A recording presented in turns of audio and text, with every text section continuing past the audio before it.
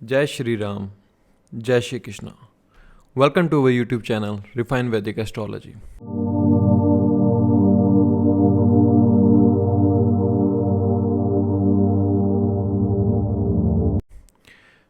आज का जो सेशन है वो है हमारा वक्री ग्रह को समझने का कि वक्री ग्रह के क्या फल होते हैं।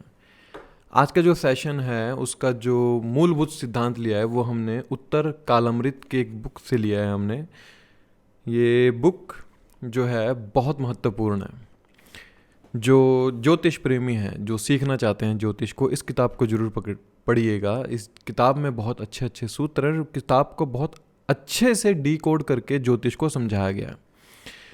तो देरी नहीं करते हैं, समझने की कोशिश करते हैं कि क्या रिजल्ट देखने को मिलते हैं रेट्रोग्रेड प्लैनेट के बारे में। देखिए, सबसे पहले तो आप ये बात समझिए कि किसी भी क्लासिकल टेक्स्ट के अंदर ये बात नहीं लिखी है कि रेट्रो प्लैनेट अब हमारे पूर्व जन्मों का कोई कर्म अधूरा है उसको पूरा करने के लिए प्रेरित करता है। टू बी फ्रैंकली स्पीकिंग, ऐसा किसी भी बुक में नहीं लिखा गया है।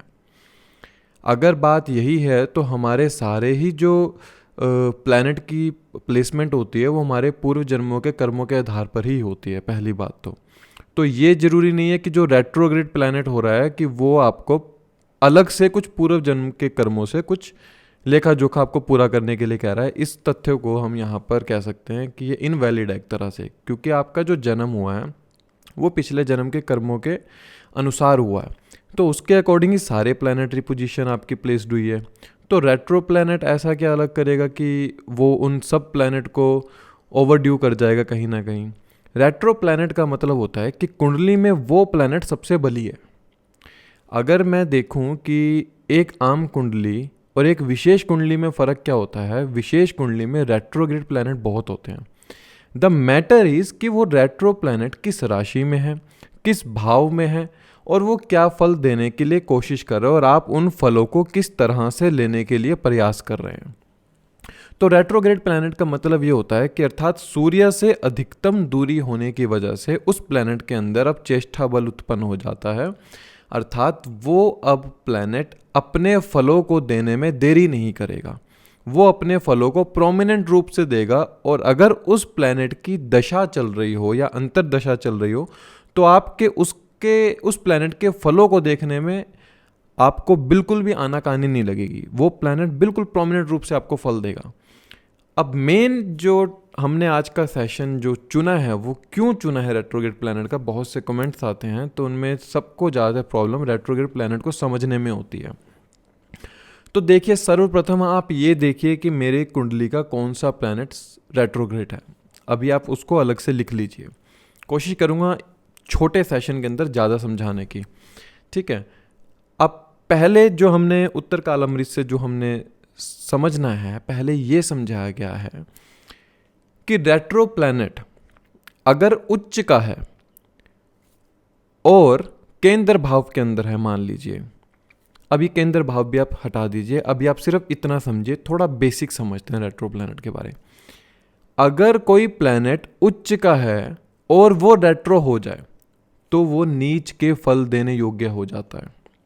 और अगर कोई प्लैनेट रेट्रो है और वो नीच राशि में अपनी, तो वो सर्वोच्च प्लैनेट हो जाता है। ये एक राजयोग है रेट्रो प्लैनेट का। अब दूसरे कंटेक्स्ट में चलते हैं, फिर धीरे धीरे इन सबको डिकोड करते चलेंगे। मैलेफिक प्लैनेट 3, 6, 11 में अगर रेट्रो हो, तीसरा भाव, छठा भाव और 11वां भाव, जिसको हम त्रिशिडाया भाव भी कहते हैं, उन भावों के अंदर अगर रेट्रो हो तो वो भी एक अलग प्रकार का राजयोग है। क्यों? क्योंकि उस प्लैनेट को वहाँ पर कार्य करने के लिए बहुत अच्छा वातावरण मिल जाता है। अर्थात वह आपसे मेहनत भी करवाएगा, आपसे सर्विस भी करवाएगा और इन दोनों चीज़ों के जरिए आपकी हर इच्छा या आपकी वेल्थ, सोर्स ऑफ इनकम के अलग अलग रास्ते भी खुलवाएगा। फिर इसके बाद अलग कंटेक्स्ट में चलते हैं। बेनेफिक प्लैनेट अगर केंद्र के भाव में रेट्रो हो, बेनेफिक प्लैनेट कौन से होते हैं, पहले मैलेफिक बताया तो जो मैंने पिछली लाइन में बताया। मान लीजिए मंगल और शनि है, ठीक है, वो अगर आपके रेट्रो हैं और वो 3, 6, 11 में है तो आप समझिए कि ये एक बहुत अच्छा मेरे को एक स्थिति मिली है, एक अच्छे प्लैनेट की प्लेसमेंट मिली है कि मैं स्ट्रगल भी करूँगा तो मुझे स्ट्रगल के फल भी मिलेंगे। लेकिन इसमें भी एक और ट्विस्ट आता है जिसको हम धीरे धीरे आगे समझते जाएंगे। इसीलिए रेट्रोग्रेड प्लैनेट को समझना ना बड़ा मुश्किल कार्य होता है। कोशिश करेंगे कि आसानी से समझ सकें। अब बेनेफिक प्लैनेट मरकरी हुआ आपका, ठीक है, वीनस हुआ आपका, जुपिटर हुआ, जैसे ये रेट्रोग्रेड प्लैनेट है, जैसे ये बेनेफिक प्लैनेट है, तो जब ये केंद्र भाव के अंदर आके रेट्रोग्रेड होंगे तो ये शुभ फल देने लायक होंगे।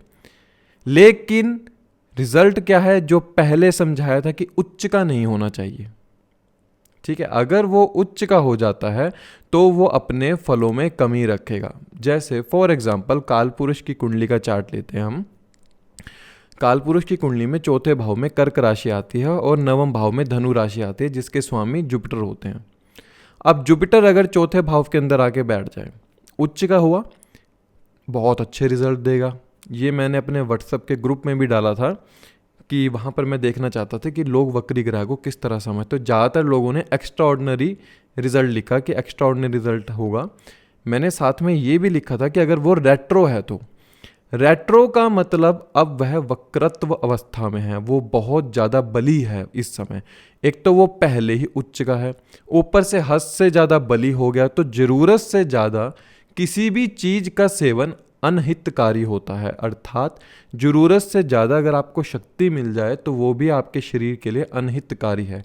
ऐसे ही जब प्लैनेट उच्च का होता है और वो वक्री अवस्था में चला जाता है तो वो नीच बल देने वाला हो जाता है, अर्थात नीच के समान हो जाता है। इसीलिए काल पुरुष की कुंडली में अगर आपके जुपिटर चौथे भाव में कर्क राशि के अंदर हैं और वो रेट्रोग्रेड हो गए हैं तो वो समझ लीजिए कि नीच का फल देने वाला है। जो लोग जुपिटर की दशा या अंतर्दशा से गुजर रहे हो उस समय, या उनके ऊपर दशा चल रही हो, तो ये मेरी बात को बहुत अच्छे से समझ पाएंगे कि yes, the planet is exalted but we are having a negative result from that planet. ये बहुत ही डीपली समझने वाली बात है। अब दूसरी चीज को समझते हैं।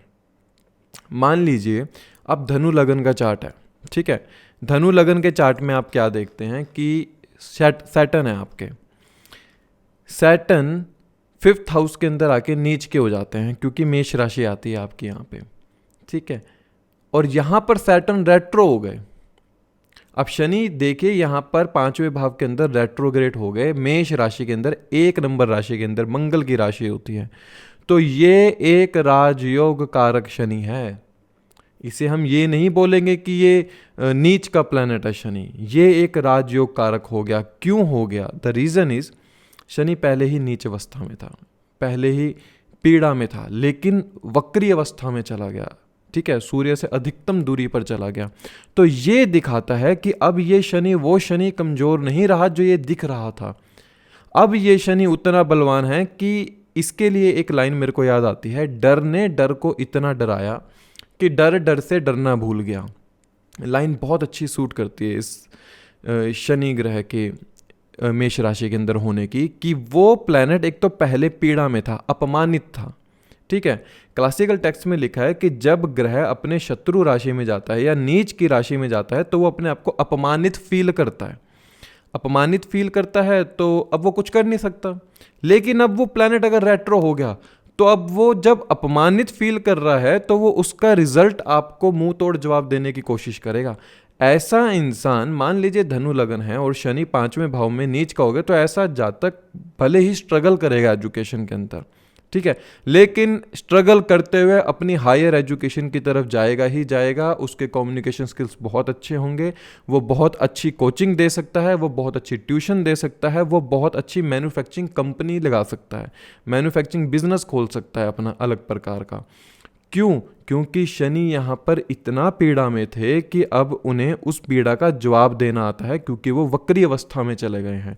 अर्थात चेष्टा बल अब उनके अंदर इतना है कि वो अब आपको जवाब दे सकते हैं। तो ये हमने समझा कि उच्च का प्लैनेट अगर वक्री हो जाए तो नेगेटिव रिजल्ट, नीच का प्लैनेट अगर वक्री हो तो राजयोग कारक। इसीलिए मैंने लिखा था वर्स्ट और राजयोग, क्या वो प्लैनेट आपके लिए अच्छा है या बुरे रिजल्ट देने वाला है। अब इसमें थोड़ा सा और अगर हम और डीपली उतरते हैं तो हम यहाँ पर ये समझते हैं कि मान लीजिए मैंने एक बीच में लाइन बोली थी कि प्लैनेट अपने आप को वहाँ पर अपमानित समझता है। इस वीडियो को अगर आप देख रहे हैं ना तो बड़ा ध्यान से देखना है, एक एक वर्ड बहुत मूल्यवान है इस वीडियो के अंदर। कि प्लैनेट शत्रु राशि में हो या नीच राशि में हो तो वो अपने आप को अपमानित फील करता है। अब फॉर एग्जाम्पल मान लीजिए अब हम लेते हैं कर्क राशि का चार्ट लेते हैं, ठीक है। कर्क राशि के चार्ट के अंदर हम क्या मानते हैं कि मान लीजिए आपके मंगल हैं यहाँ पर, ठीक है। मंगल कहाँ बैठ गए, आपके कुंभ राशि में जाके बैठ गए, ठीक है। कौन से हाउस में, 8th हाउस के अंदर आके बैठ गए। तो अब हम यहाँ पर क्या बोलेंगे कि थोड़ा सा पढ़ाई के अंदर, एजुकेशन के अंदर स्ट्रगल देखने को मिलेगा, ट्रांसफॉर्मेशन लाइफ में देखने को मिलेगी, ठीक है।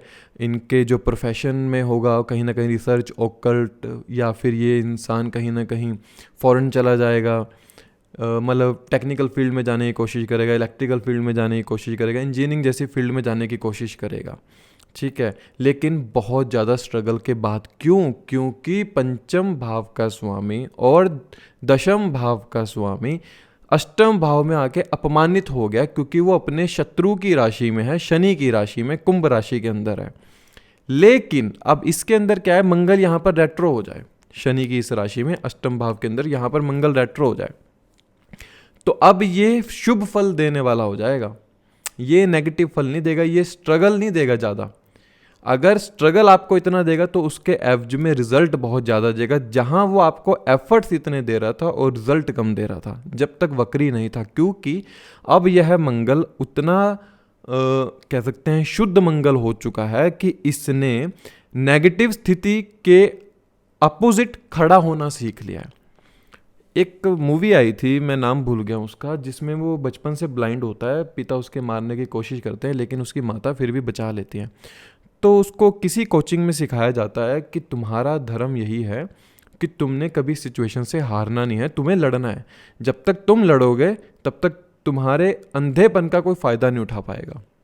सेम वैसा ही वक्री प्लैनेट को समझ लो कि वक्री प्लैनेट भी वैसा ही है जैसा उस कुंडली में राजकुमार राव की मूवी थी, मुझे नाम एक्चुअली याद नहीं आ रहा। उसको यही सिखाया गया बचपन से कि तुम्हारा धर्म है इस समाज में लड़ना। तो इसलिए जब भी कोई क्रिटिकल सिचुएशन आती थी वो सिचुएशन से लड़ने के लिए खड़ा रहता था और वो हार नहीं मानता था, वो लड़ता था। तो सेम यही रिजल्ट वक्री प्लैनेट का होता है कि वक्री प्लैनेट जब अपनी शत्रु राशि के अंदर जाता है, एनिमी साइन के अंदर जाता है, तो ना उसको सिखाया गया है कि मुझे अब लड़ना है, मुझे हार नहीं माननी है, मुझे अगर एक रास्ता मेरा बंद हो गया तो मैं अपना दूसरा रास्ता खोलूँगा। इसलिए सबसे पहले मैंने ये लाइन कही थी कि एक आम कुंडली और एक विशेष कुंडली में ये फ़र्क होता है कि विशेष कुंडली में वक्री ग्रह बहुत अच्छी स्थिति में होते हैं और वक्री ग्रह ज़्यादा होते हैं।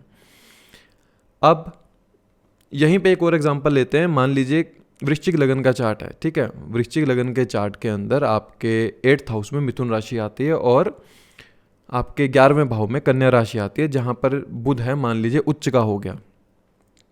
अब उच्च का हो गया तो मैं कह सकता हूँ कि ये प्लैनेट बहुत अच्छा है, अपनी 11th हाउस में गया है, बहुत अच्छे सोर्स ऑफ इनकम देगा।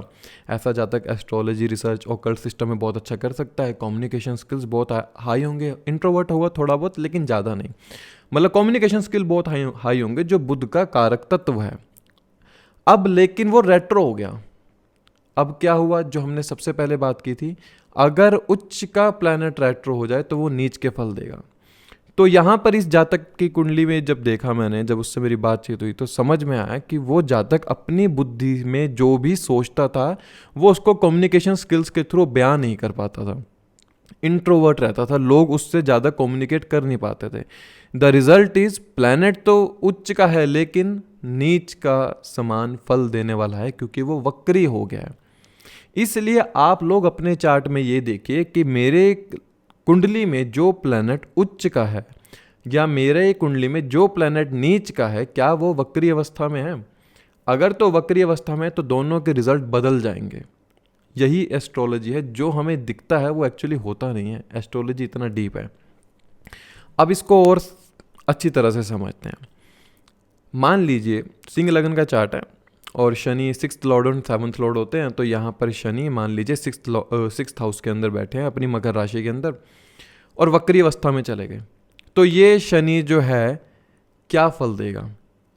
अब यहाँ पर एक और कंटेक्स्ट है कि अगर ग्रह अपनी ही राशि में बैठा हो और वक्री अवस्था में चला जाए तो वो प्लेनेट लाइफ के अंदर स्ट्रगल देगा, ऐसे नेगेटिव रिजल्ट देने वाला हो जाएगा। ऐसा इंसान नौकरी के पीछे भागता रहेगा, कर्ज के नीचे दबा रहेगा, एक से ज़्यादा संबंध बना लेगा, एक संबंध में रुक नहीं पाएगा, क्योंकि छठा भाव जो है सातवें का द्वादशेष है।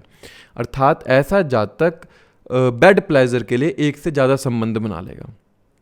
ठीक है, ऐसे जातक की शादी में डिले नहीं आएगा बल्कि जल्दी हो जाएगी शादी। वैसे शनि का काम क्या है? शनि का काम है डिले देना, लेकिन वो अपनी ही राशि के अंदर वक्री अवस्था में चले गए तो रिजल्ट आपके अपोजिट हो जाएंगे। अर्थात कि वो जो शनि अब छठे भाव में मैरिज के अंदर डिले का कारक कहा गया है, अगर स्वय राशि है और सप्तम भाव का भी स्वामी है, तो वो अब मैरिज में डिले नहीं करेगा, वो जल्दी मैरिज करा देगा आपके और अनएक्सपेक्टेड रूप से मैरिज करा देगा। क्योंकि शनि यहाँ पर छठे भाव में बैठ के तीसरी दृष्टि से मीन राशि को देखते हैं, अष्टम भाव में जो आती है सिंह लगन के चार्ट में, एकदम से होगा लाइफ में जो इवेंट होगा।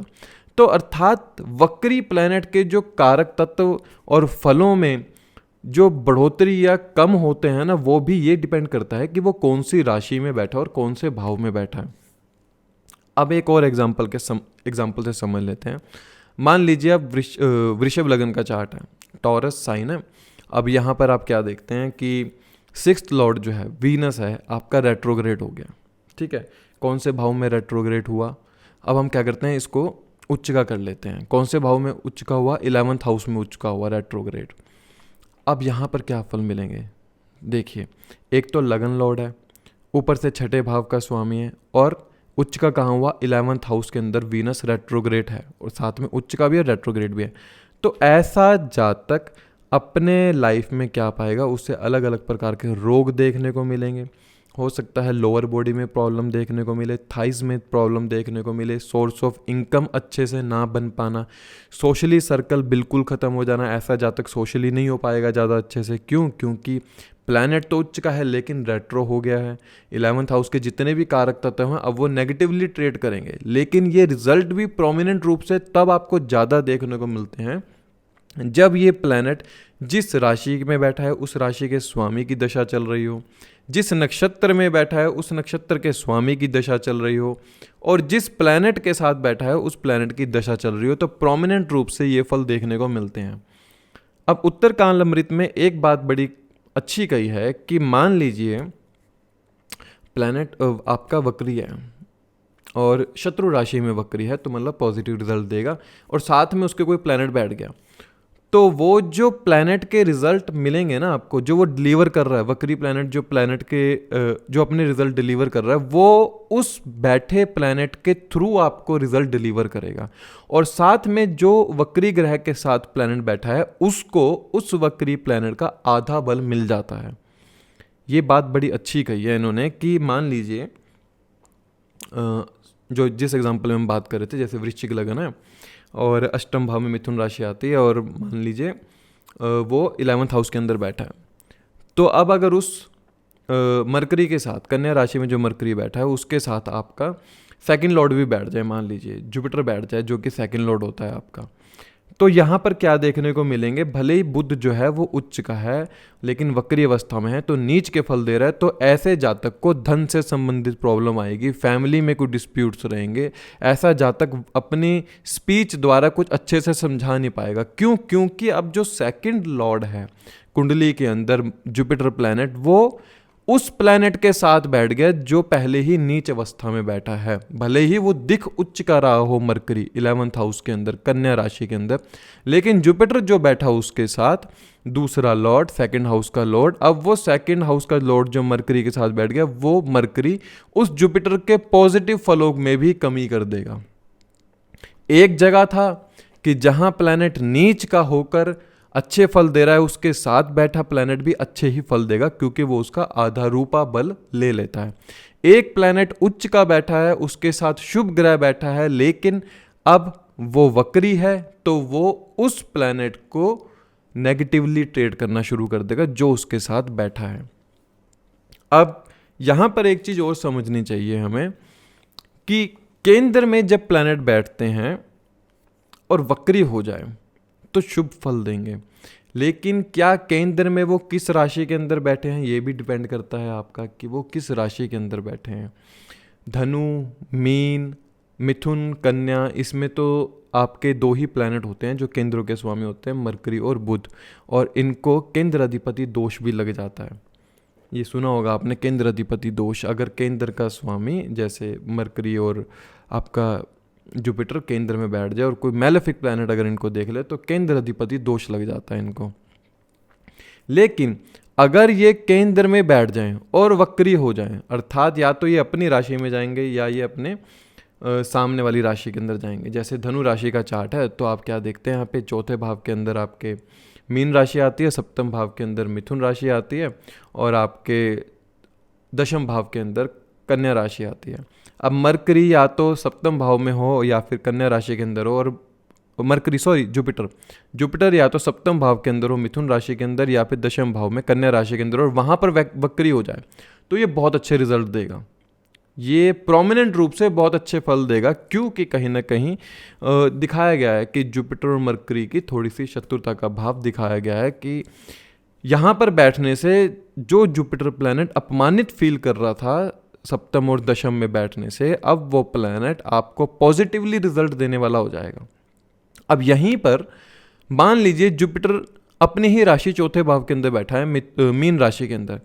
अब मान लीजिए, अब ये अलग कंटेक्स्ट है आपका, वो प्लैनेट अच्छा भला अपनी राशि में है, खुशी खुशी है, सब कुछ खुशी खुशी है, अब उसको वक्री अवस्था में चला गया वो, ठीक है, तो अब वो कैसे फल देगा? अब वो नेगेटिवली फल देना शुरू कर देगा। क्यों? क्योंकि उस प्लैनेट के अंदर कोई कमी नहीं थी, वो अच्छा भला अपनी राशि में बैठा था, कोई दिक्कत नहीं थी, सब कुछ उसको मिल रहा था, लेकिन अब उसको वक्री अवस्था में चला गया तो अब ये क्या होगा, लाइफ में सारे कंफर्ट्स होते हुए फिर भी ये इंसान कंफर्ट के पीछे भागता रहेगा। भले ही कंफर्ट की इसको कमी रहे, ये सारा समय कंफर्ट के पीछे इस तरह भागेगा कि जीवन में मान लीजिए माता, सुख, गाड़ी, अपना घर, बस ये इन चीज़ों के पीछे भागने वाला होगा। भले ही जुपिटर यहाँ मीन राशि के अंदर स्वय राशि था, अच्छे फल देने वाला बनता, लेकिन वक्री अवस्था में चला गया तो ये अब यहाँ पर इन फलों में कमी करेगा। तो वक्री ग्रह को समझना ना, सबसे पहले ये समझिए कि वो कौन सी राशि में बैठा है। अब इसको 4 लाइनों में आसानी से समझाने की कोशिश करता हूँ। कौन सी राशि में बैठा है? शत्रु राशि में बैठा है तो अच्छे फल देगा वक्री ग्रह। स्वय राशि में बैठा है और वक्री हो गया तो नेगेटिवली रिजल्ट देगा।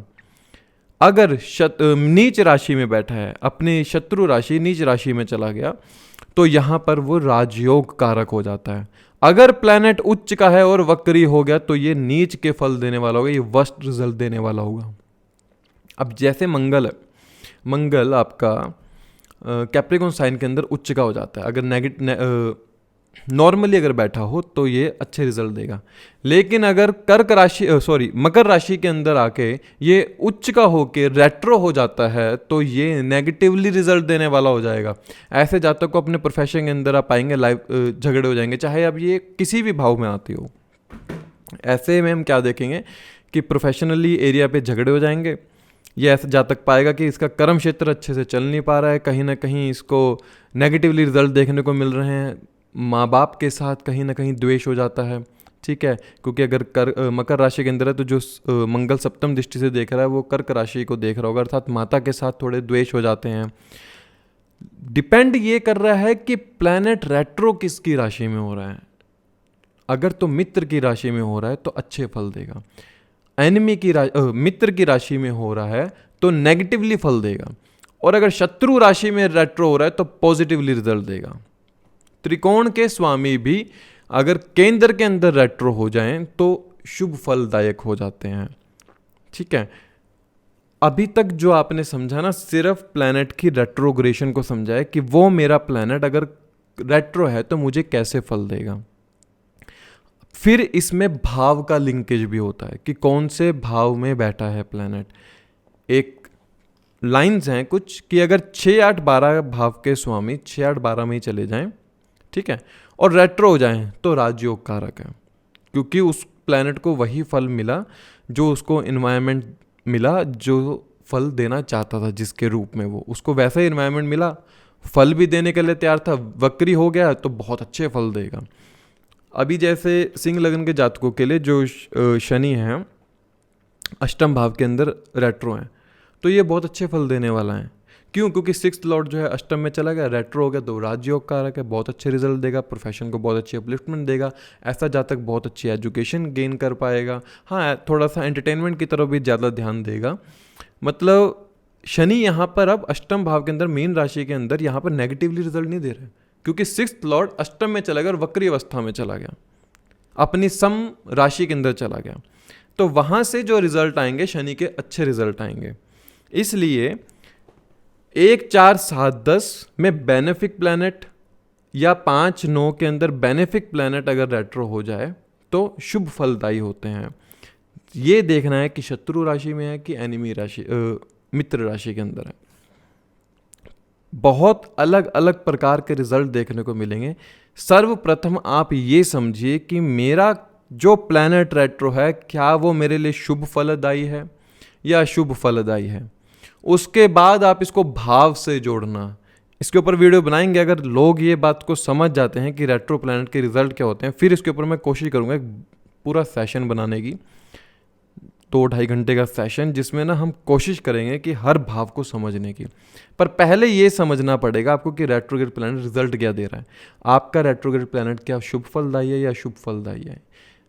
हो सका मैंने जितना आपको समझा सकता था आसान रूप से समझाने की कोशिश की है। फिर भी कभी कभार कोई त्रुटि रह जाती है, त्रुटि, तो उसको पूरा करने की कोशिश करेंगे। कमेंट बॉक्स में आप लिख सकते हैं कुछ अगर नहीं समझ में आता। अन्यथा कोशिश करूंगा इसका जो अगला सेशन हो उसमें रेट्रो प्लैनेट के रिजल्ट्स को हम हर भाव से जोड़ सकें, क्योंकि हर किसी को ज्योतिष नहीं आता है।